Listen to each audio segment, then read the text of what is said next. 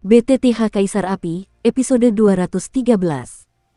Untuk melihat video selengkapnya, sahabat bisa kunjungi playlist yang telah Sabta Novel sediakan. Yuk mari, kita berimajinasi bersama dan masuk ke alur ceritanya.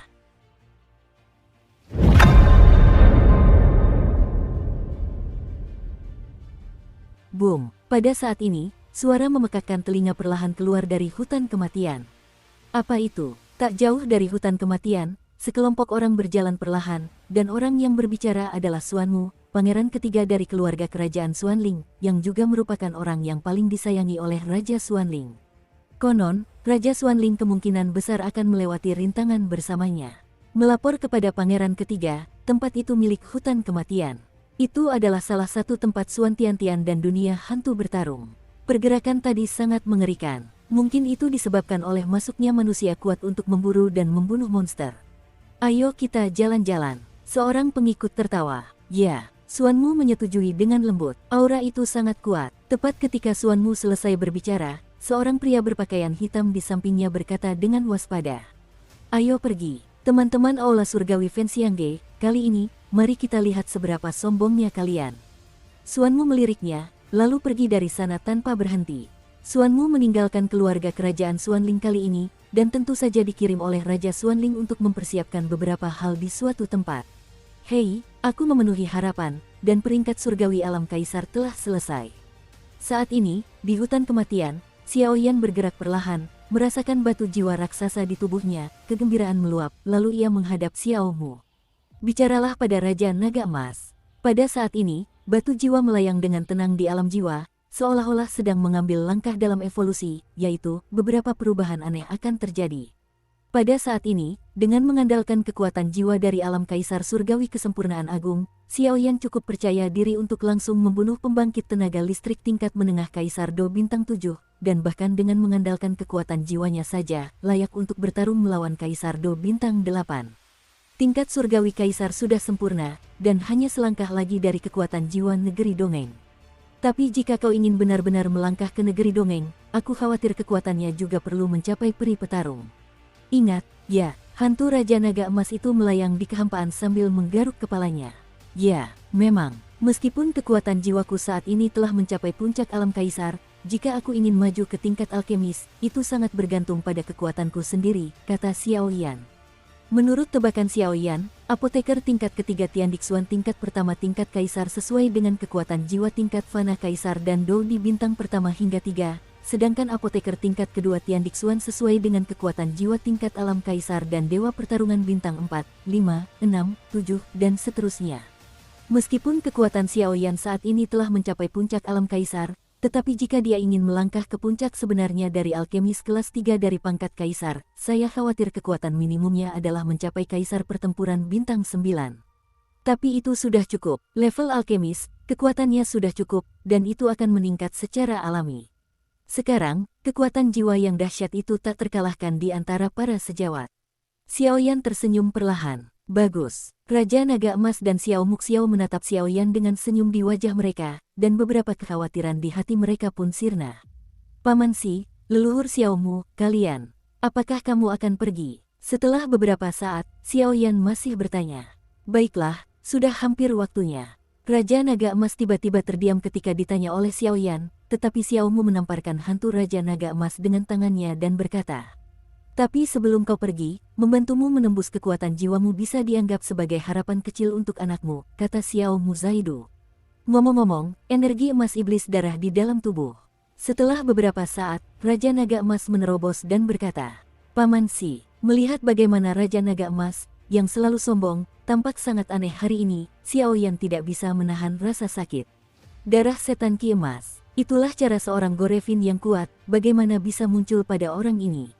Xiaomu bertanya-tanya, jangan bicara omong kosong, cepat selesaikan. Raja Naga Emas tampak sangat tidak sabar ketika ditanya oleh Xiaomu. Baiklah, Xiaomu juga tahu bahwa iblis darah Jin Qi ini bukan lelucon, jadi dia harus melewati Xiaoyan. Sebenarnya, kau bisa mengeluarkan Ki emas Gorevin sendiri, karena kau memiliki api suci, tapi kekuatanmu terlalu lemah untuk mengeluarkan kekuatan api suci. Mungkin akan sedikit menyakitkan untuk sementara waktu, tapi berusahalah sebaik mungkin, kata Xiaomu. Terima kasih, leluhur Xiaomu, kata Xiao Yan dengan sedikit keteguhan hati di matanya. Aku akan segera mulai. Setelah Xiao Mu selesai berbicara, api yang menyilaukan langsung muncul, lalu langsung merobek baju Xiao Yan, menampakkan energi emas iblis darah yang sangat jahat. Ini benar-benar ki emas Gorevin yang jahat. Aku khawatir ini adalah cara Gorevin, Raja Klan Gorevin. Xiao Mu baru saja melihat aura jahat yang melekat di dada Xiao Yan seperti belatung tarsal, wajahnya berubah serius. Api suci, Kuxi. Api besar Xiao Mu terus mengalir ke dada Xiao Yan, dan energi emas iblis darah langsung bergetar hebat saat dia merasakan kekuatan petarung abadi yang besar ini. Setiap kali ki emas Gorevin bergetar, Xiao Yan merasakan sakit yang menusuk hingga ke sumsum tulang. Nak, kamu baik-baik saja. Xiao Mu juga memperhatikan perubahan Xiao Yan dan bertanya. Tidak apa-apa. Meskipun Xiao Yan sangat kesakitan, dia dengan paksa menahan rasa sakitnya dan berkata. Menabrak, wow. Setelah beberapa saat, di bawah nyala api Xiao Mu yang kuat, energi emas iblis darah tiba-tiba keluar dari tubuh Xiao Yan, dan kemudian menatap Xiao Mu dengan waspada. Hanya iblis darah yang memiliki energi emas, tapi juga memiliki kendali delusi atas rakyatku dari klan Xiao. Api suci, hancurkan untukku. Saat suara agung Xiao Mu jatuh, aura emas iblis darah yang penuh dengan kekuatan jahat langsung hancur.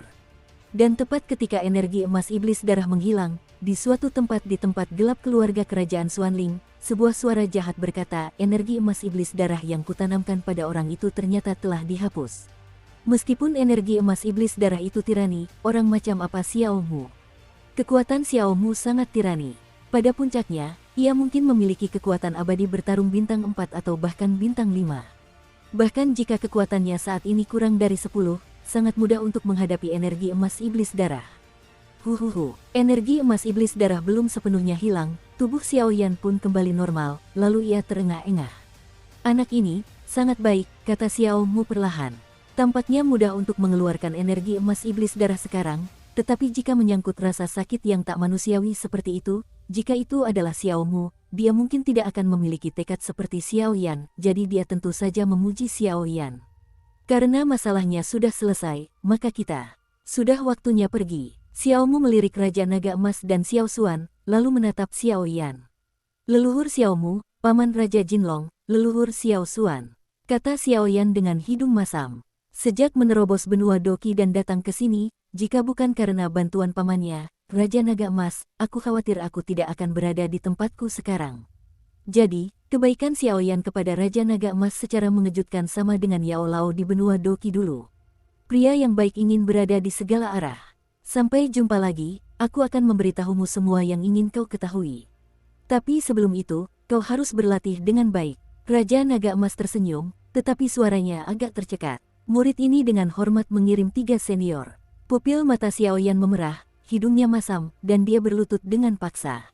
Dan Raja Naga Emas langsung dimasukkan ke dalam lingkaran penerimaannya oleh Xiao Mu, dan segera membawa Xiao Xuan dan kelompok yang terdiri dari 3 orang, dan langsung menghilang ke dalam hutan kematian, hanya menyisakan Xiao Yan sendirian.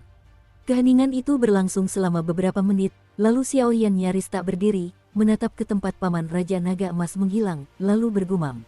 Paman dan para leluhur tidak pernah membicarakan urusan keluarga Xiao, mungkin karena mereka takut aku akan terlibat masalah.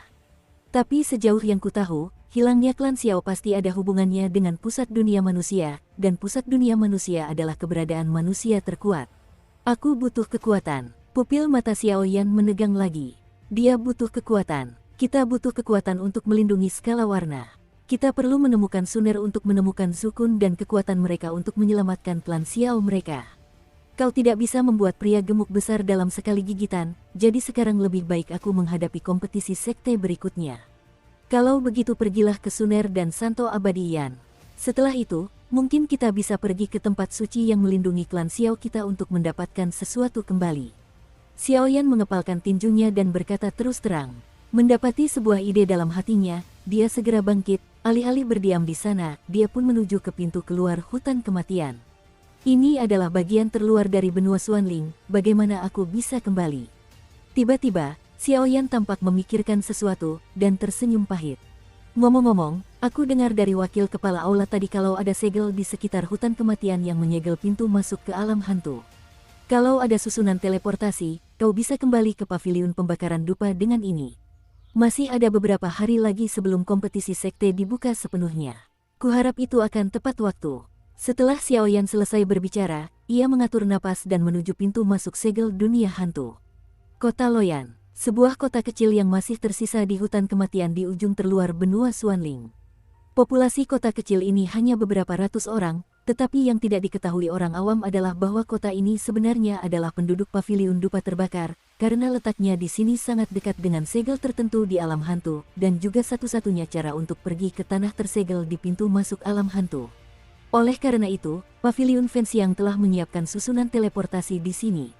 Pertama, untuk memfasilitasi pengalaman para murid sekte, dan kedua, juga untuk membatasi perwalian dunia hantu. Suan 3 hari, kota ini sepertinya sepi. Xiaoyan tidak gegabah melangkah di udara, tetapi memilih berjalan kaki. Lagi pula, tidak ada yang tahu apakah ada tabu di kota ini. Saat ini, Xiaoyan masih ribuan mil jauhnya dari kota. Ia hanya mengetahuinya melalui persepsi jiwanya, tetapi sepertinya ada aura lain yang tak jauh dari kota. Lari, apakah kamu berlari? Sudah kubilang sejak lama, kalau kau memprovokasi keluarga kerajaan Xuanling kami, kalian semua harus mati. Tak jauh dari Xiaoyan, dua pria kekar perlahan mengelilingi seorang pria yang terluka, lalu berkata dengan nada aneh. Sekelompok kuda hama, pria itu tampak terluka parah, tetapi dia tetap bersikeras. Kapten, jangan bicara omong kosong dengannya.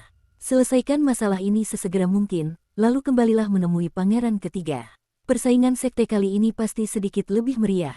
Jadi, sebelum keluar, rajaku juga memberi perintah untuk membunuh ketujuh orang ini sekaligus. Pria besar lainnya juga tertawa. Xiaoyan meliriknya, dan tidak bermaksud bertindak gegabah. Lagi pula, Xiaoyan tidak punya cukup makanan, meskipun menghadapi dua ahli di tahap akhir Kaisar Do Bintang 7 tentu saja bukan masalah. Namun, adegan berikutnya mengejutkan Xiaoyan. Baru saja berada di tahap tengah Kaisar Do Bintang 7, kalian berdua bukanlah lawan kami berdua di tahap akhir Kaisar Do Bintang 7, apalagi luka kalian yang begitu parah. Jangan khawatir, aku masih enggan membunuhmu sekarang. Terima sanksinya. Setelah pria tegap di depan selesai berbicara, kapak besar di tangannya tiba-tiba terangkat, dan aliran kekuatan hidup yang stabil langsung tercurah, menunjuk ke arah pria terluka di depannya. Bajingan, pria itu menggertakkan giginya, lalu matanya sedikit terpejam. Pergi ke neraka. Pria tegap itu mengangkat kapak raksasanya, dan cahaya merah meraung ke arah pria yang terluka itu. Kekuatan serangannya begitu dahsyat hingga mungkin bisa mengenai pria itu dalam sekejap. Ventian Jue, pada saat ini, pupil mata pria itu memerah, dan niat membunuh memenuhi udara. Kekuatan tahap tengah Kaisar Do Bintang 7 tak diragukan lagi ditunjukkan, dan saat suara itu jatuh, ruang di sekitarnya tiba-tiba dipenuhi dengan sesuatu yang abnormal. Fluktuasi energi yang berkobar. Crash. Serangan kedua yang menyilaukan itu mengenai langsung, dan kemudian gelombang panas yang berapi-api perlahan menghilang. Bocah, mati. Melihat kekuatan kedua baru saja mengenai, sosok pria tegap di kepala itu berkelebat, kapak raksasa di tangannya langsung terangkat, dan saat dia berbalik lagi, dia tiba di sisi pria yang terluka itu, dan menebasnya dengan kapak. Kapak yang tampaknya sederhana sebenarnya mengandung kekuatan hidup yang sangat kuat, tingkat kekuatan hidup ini cukup untuk melukai orang yang terluka secara serius. Gawat, pria yang terluka itu baru menyadari ada sesuatu yang salah, dan ketika hendak mengerahkan energinya untuk bertahan, ia merasakan tubuhnya lemas. Jelas, ia telah menggunakan terlalu banyak energi untuk melarikan diri dari kejaran itu. Kapak raksasa yang dipenuhi aroma kematian terus membesar di pupil mata pria yang terluka itu. Hanya dalam beberapa tarikan napas, kapak itu sampai ke pria yang terluka itu. Hanya selangkah lagi, pria yang terluka itu akan terpotong-potong dalam sekejap. 2,5. Perasaan tidak berdaya muncul di pupil pria yang terluka itu, seolah-olah jejak kegilaan muncul. Bang bang bang. Tepat ketika pria yang terluka itu tak berdaya, sebuah serangan menghantam kapak raksasa pria kekar itu dengan tepat sasaran. Siapa? Melihat ini, lelaki besar kekar itu tak dapat menahan diri untuk tetap waspada, lalu melirik ke sekeliling. Jangan mencarinya, dialah yang telah mengambil nyawamu. Sosok yang cukup tampan perlahan muncul di hadapan mereka bertiga dan berkata sambil tersenyum. Senyum mereka sangat cerah. Namun, kedua lelaki tegap itu merasakan niat membunuh yang mengejutkan dari senyum mereka. Adik kecil, lelaki yang terluka itu dengan enggan membuka matanya lalu berbicara. Jangan bicara, kamu terluka parah. Ini obat penyembuh. Xiaoyan melirik pria yang terluka itu, lalu berkata lembut, dan setelah berbicara, dia mengeluarkan beberapa pil obat. Mendengar kata-kata itu, pria yang terluka itu langsung menelan pil obat tanpa ragu. Lagi pula, saat ini, kuda mati hanya bisa digunakan sebagai dokter kuda hidup. Pil obat ini sangat kuat. Tepat setelah menelan pil obat berubah menjadi kekuatan obat murni, yang terus-menerus menyehatkan bagian dalam tubuhnya yang terluka parah. Seven Stardow di awalnya malu. Orang tuamu tidak pernah mengajarimu untuk melakukan segala sesuatu sesuai kemampuanmu. Kapten, izinkan aku datang dan membunuh bocah bodoh ini. Pria kekar lainnya terkejut pada awalnya, lalu tertawa. Orang ini, tidak semudah itu, kata kapten yang tegap itu dengan waspada. Kekuatan tirani serangannya barusan tidak kalah dengan beberapa serangan Kaisar Do Bintang 7 tahap akhir. Jelas bukan kebetulan bahwa serangan tirani seperti itu dapat ditangkal oleh seseorang di tahap awal Kaisar Do Bintang 7. Kapan anjing keluarga kerajaan Xuanling menjadi begitu marah? Xiaoyan selesai berbicara, dan dengan lembut melepaskan penguasa kuno api abadi dari belakang, lalu berkata dengan suara muram. Niat membunuh yang mengerikan menyebar. Nak, kau sedang mencari mati. Seorang pria kekar lainnya mendengar bahwa Xiaoyan telah menghina keluarga kerajaan Xuanling mereka sedemikian rupa, dan langsung menjadi marah. Sebuah tombak panjang muncul di tangannya, sosoknya melesat, dan ia melancarkan serangan ke arah Xiaoyan. Senjata itu ditembakkan lagi, teriak seorang pria kekar lainnya dengan keras. Semburan cahaya biru muncul dari tombak panjang di tangannya, lalu langsung menyerang Xiaoyan Tianlinggai. Pukulan yang begitu mengerikan, jika kena, akibatnya tak terbayangkan. Dang-dang, meskipun serangan dan kekuatan pria kekar itu tirani, kekuatan jiwa Xiaoyan terlalu kuat. Serangan pria kekar itu sudah terlihat oleh Xiaoyan, jadi Xiaoyan dengan lembut mengangkat Yi Huoheng. Guci menghentikan serangannya. Bagaimana mungkin? Melihat hal itu, lelaki besar kekar itu tak kuasa menahan diri untuk mengatakan sesuatu. Serangannya sangat kuat, dan gerakannya bervariasi. Bahkan sang kapten pun tidak bisa menebak jumlah serangannya. Bagaimana mungkin orang ini, yang berada di tahap awal Kaisar Do Bintang 7, bisa begitu menakutkan?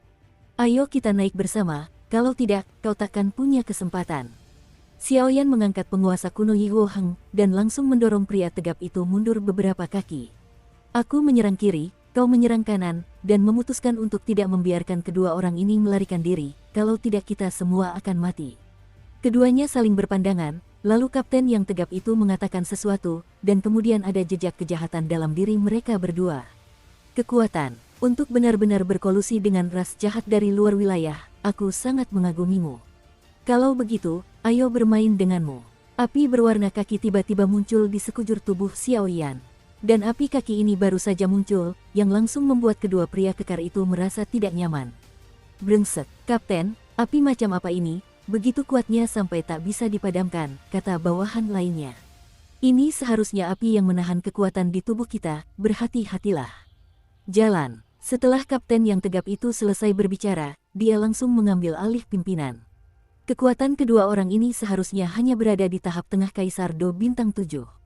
Hanya karena kutukan darah ras jahat asing yang ditambahkan ke tubuh mereka, mereka melonjak ke tahap akhir Kaisar Do Bintang 7.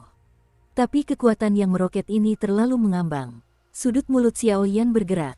Hati-hati, adik kecil. Kekuatan mereka berdua sudah di tahap akhir Do di Bintang 7. Luka dalam pria yang terluka itu sudah lebih dari setengah sembuh, tetapi melihat Xiaoyan seperti ini, dia tak kuasa menahan diri untuk tidak berbicara. Meskipun hingga saat ini, pria yang terluka itu tidak tahu mengapa Xiaoyan ingin menyelamatkannya.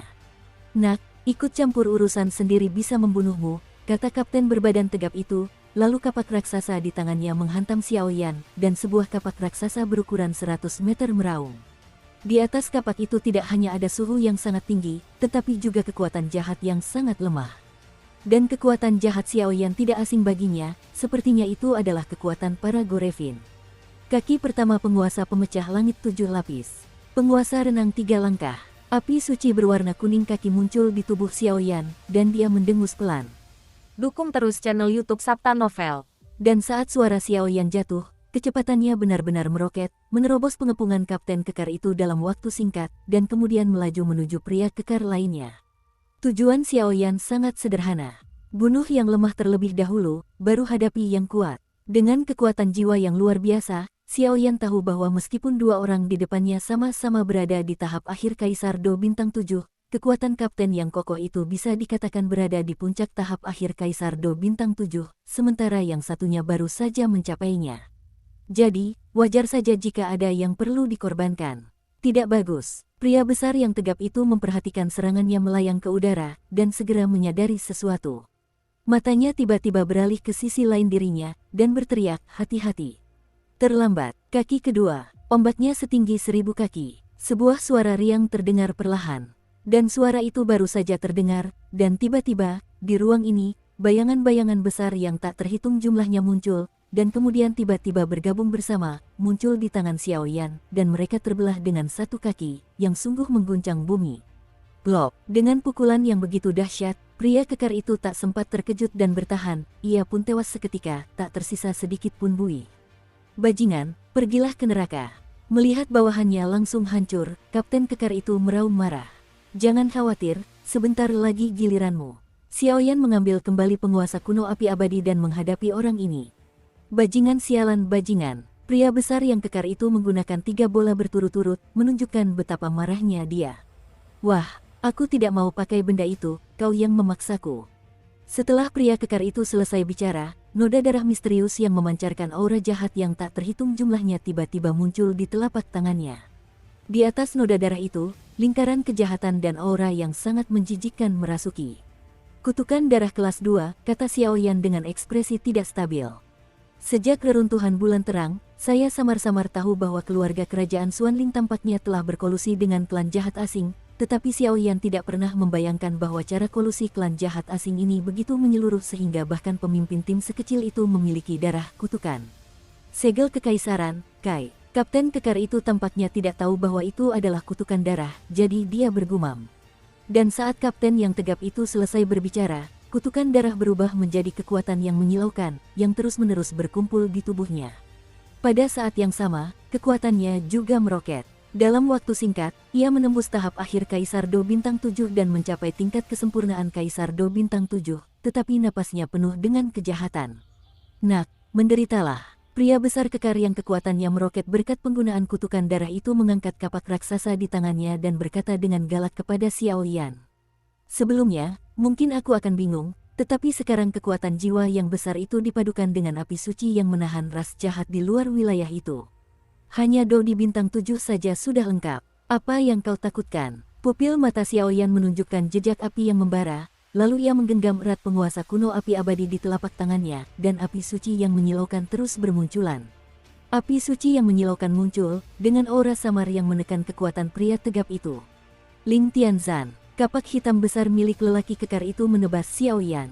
Bedanya, kekuatan serangan kali ini jauh lebih dahsyat dari sebelumnya. Kaki keempat, penguasa yang mengguncang langit. Suara Xiaoyan tiba-tiba terdengar, seolah-olah meledak di langit, bergema. Boom! Sebuah sinar yang luar biasa besarnya, setinggi 100 kaki, berhadapan dengan kekuatan api suci yang telah berevolusi menjadi kejahatan, tiba-tiba menghantam kapten yang tegap itu. Kuat sekali. Itulah reaksi pertama sang kapten yang tegap.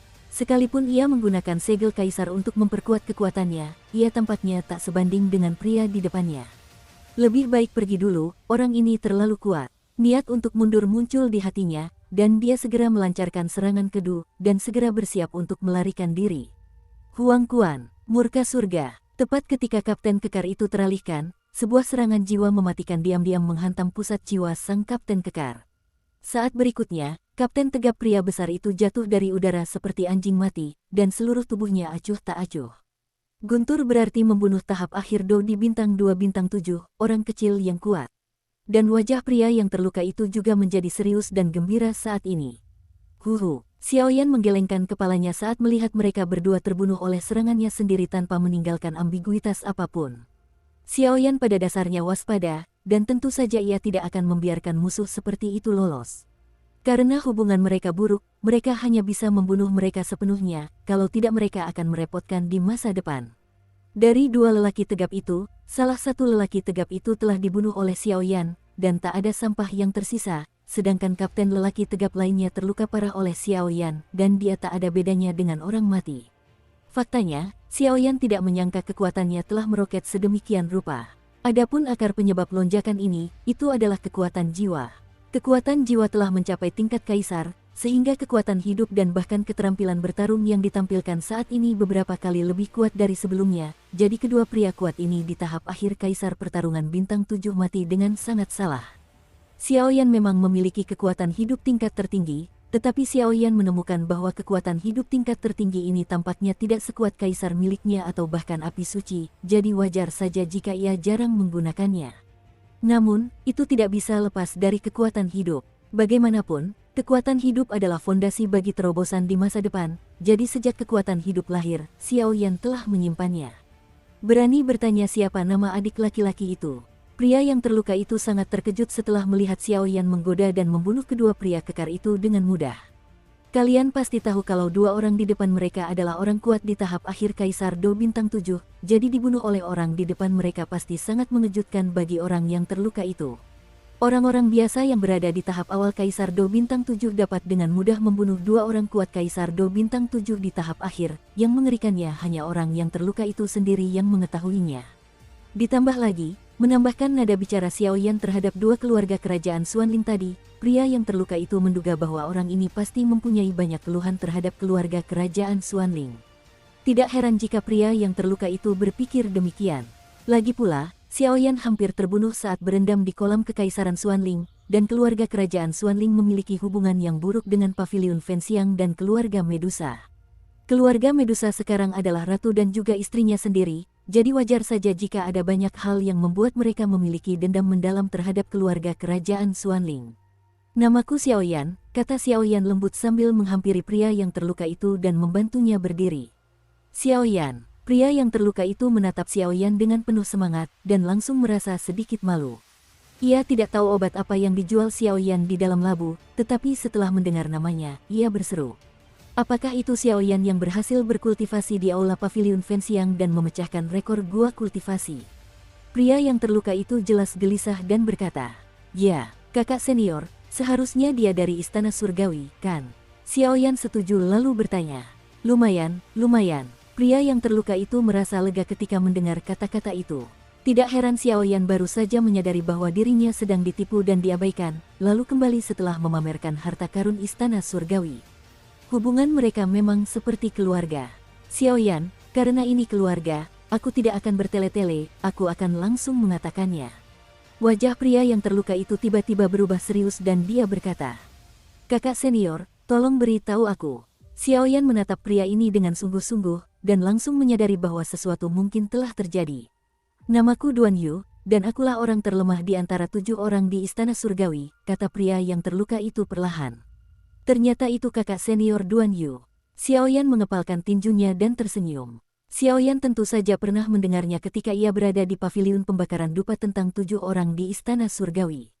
7 orang di Istana Surgawi semuanya adalah orang-orang kuat yang telah mencapai tingkat Kaisar Do Bintang 7, dan batu giok ini secara mengesankan merupakan yang terlemah di antara 7 orang di Istana Surgawi.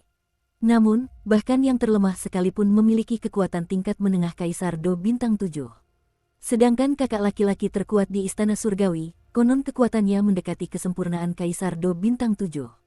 "Kakak senior Duan, aku ingat guru berkata, bukankah kau pergi menjaga segel di pintu masuk alam hantu? Bagaimana mereka bisa dikejar oleh mereka berdua?" tanya Xiaoyan. Ceritanya panjang. Awalnya, kepala istana mengutus kami untuk menjaga pintu masuk ke dunia hantu ini. Beliau ingin merasakan pengalaman kami, tetapi kami tidak menyangka akan menemukan rahasia yang mengejutkan. Rahasia ini berkaitan dengan keluarga kerajaan Xuanling, jadi mereka ingin membunuh orang untuk membungkam mereka, kata Duan Yu. "Rahasia apa?" seru Xiaoyan. "Alam hantu dan Santian Xuantian kita sudah tidak akur sejak zaman dahulu, dan keluarga kerajaan Xuanling diam-diam bersekongkol dengan para penguasa alam hantu untuk mencoba menduduki Xuantian-tian kita," kata Duan Yu dengan sangat marah. "Sepertinya ada beberapa faksi di keluarga kerajaan Xuanling." Xiaoyan mengangguk pelan setelah mendengar ini. Pada awalnya, klan jiwa, musim dingin yang marah dari klan Medusa, ditambah dengan kekuatan alam hantu, dan klan jahat asing yang ditemukan Xiaoyan sekarang, semua ini menunjukkan bahwa keluarga kerajaan Xuanling tidaklah sederhana. "Ngomong-ngomong, saudara muda Xiaoyan, ayo kita segera pergi ke sekte untuk meminta bantuan. Kalau tidak, saudara senior dan yang lainnya akan celaka," kata Duan Yu buru-buru, seolah teringat sesuatu. "Tempat ini terlalu jauh dari sekte. Saudaraku, kau harus membawaku ke sana." Kebetulan aku punya dendam dengan keluarga kerajaan Xuanling, kata Xiao Yan. Tapi mereka punya ahli Do di bintang 8 yang memimpin, tidak mungkin. Duan Yu langsung menolak, kakak senior, ayo kita pergi. Sekarang kita hanya bisa menggunakan kuda mati sebagai dokter kuda hidup. Do di bintang 8, bukan tidak mungkin untuk dilawan, kata Xiao Yan sambil tersenyum. Aduh, ayo pergi, aku akan mengantarmu ke sana. Duan Yu juga tahu bahwa dengan pergi ke sekte dari sini, aku takut kakak laki-lakinya telah dibunuh oleh keluarga kerajaan Xuanling, jadi dia hanya bisa menaruh harapannya pada Xiao Yan dan membawanya bersamanya. Xiao Yan berjalan menuju lereng gunung. Keduanya menahan napas di sepanjang jalan, dan perlahan berjalan menuju tujuan mereka. Aura di sini sungguh aneh. Xiao Yan mengamati sekeliling dengan waspada, dan menyadari bahwa sejak memasuki hutan ini, auranya sangat menakutkan, dan tampak seperti hantu. Ini adalah salah satu pintu masuk yang sangat penting menuju dunia hantu. Kalian, saudara-saudara, menjaga pintu masuk dengan sekuat tenaga, tetapi mereka diam-diam diserang oleh anggota keluarga kerajaan Xuanling, jadi mereka mati-matian mengirimku untuk meminta bantuan. Dan di sini sangat dekat dengan segel, jadi ada banyak hantu yang berkeliaran, wajar saja, jelas Duan Yu. Bagaimana kekuatan mereka secara keseluruhan? Xiao Yan masih bertanya. Lagi pula, mengetahui kekuatan mereka, ia yakin akan hal itu. Saat aku pergi, dua Do di bintang 8 menyerang kakak-kakak senior. Kemudian, mereka menjadi lebih kuat, dan aku diutus oleh mereka sebelum aku sempat mengetahui statusnya. Aku tidak melihat pikiran-pikiran lainnya dengan jelas, kata Duan Yu setelah berpikir sejenak. Dua kaisar pertempuran bintang 8. Xiao Yan sedikit terkejut ketika mendengar ini. Jika ada kaisar petarung bintang 8, Xiao Yan seharusnya bisa menggunakan kemampuannya.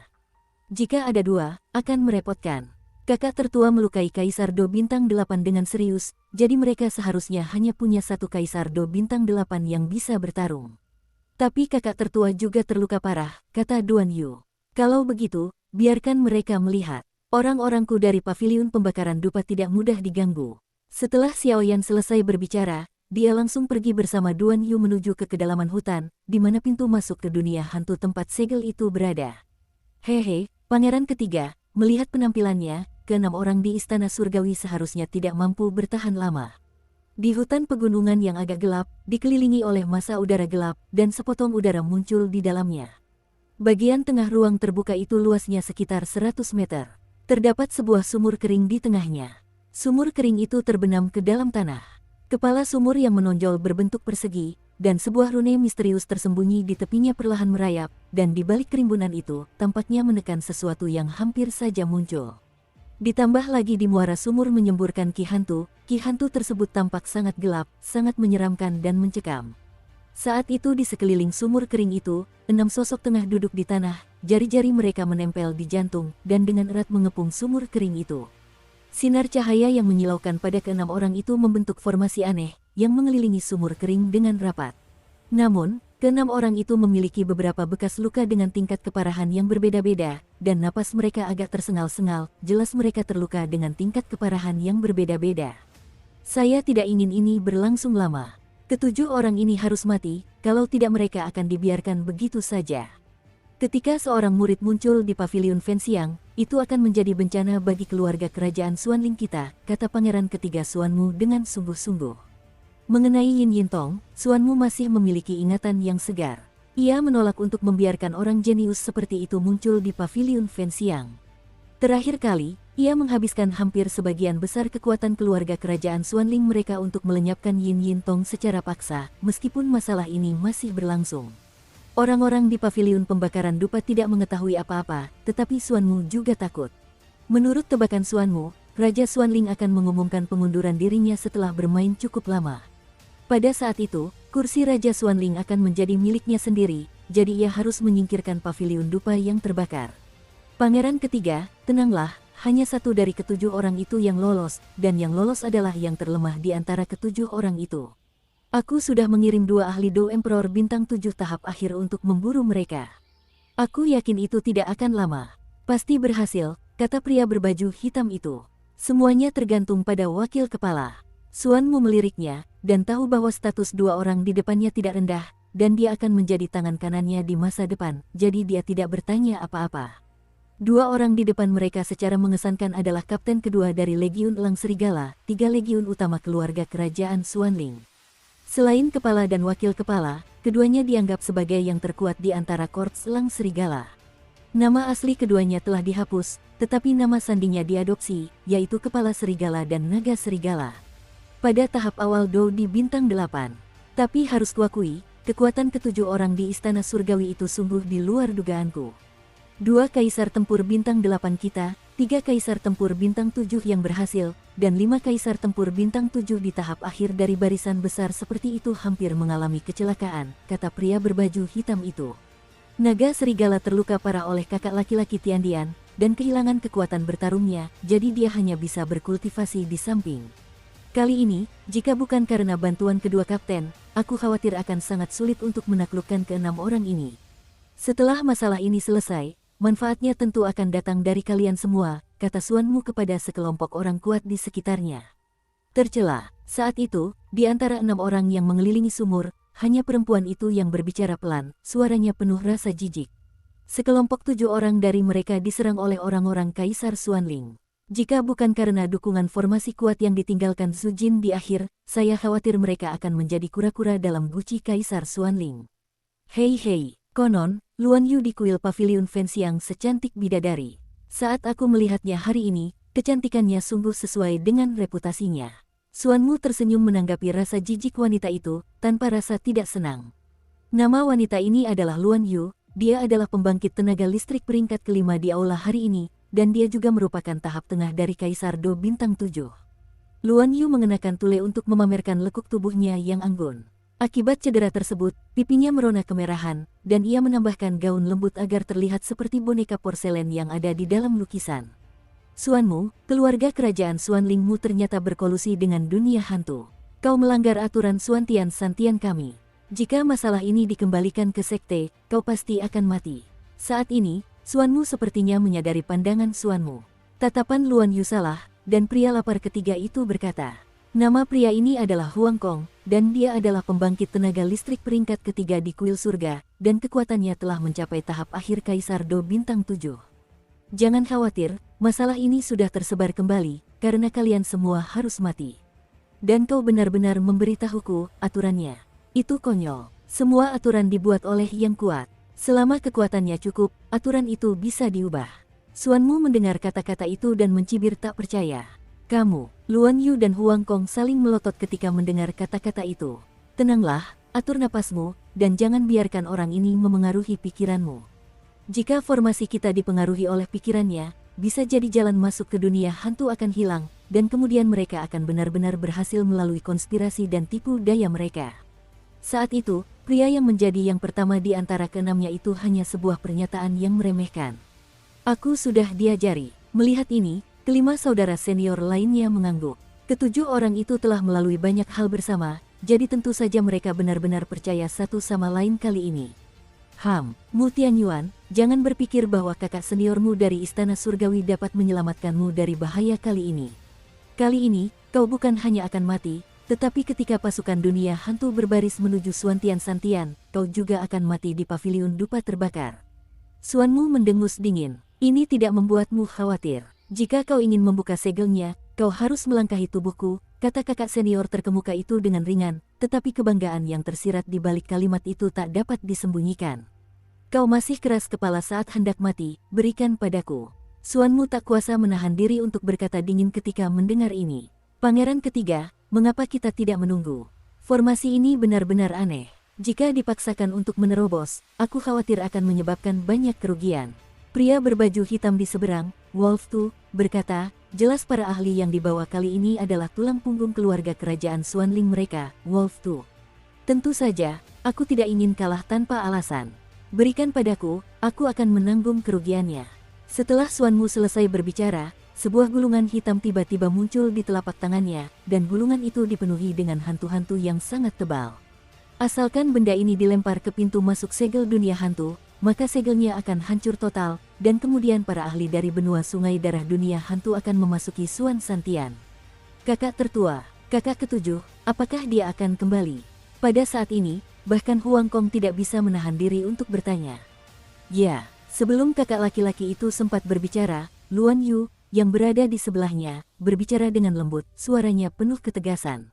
Kalau begitu, ayo kita bertarung. Melihat ini, sekelompok orang kuat di sekitar Xuanmu mengerahkan energi kehidupan yang sangat tirani untuk menyerang formasi 6 orang Mu Tianyuan. Pada saat yang sama, dalam suasana hantu yang aneh, dua sosok perlahan muncul seperti hantu, tetapi mereka tidak ditemukan oleh siapapun.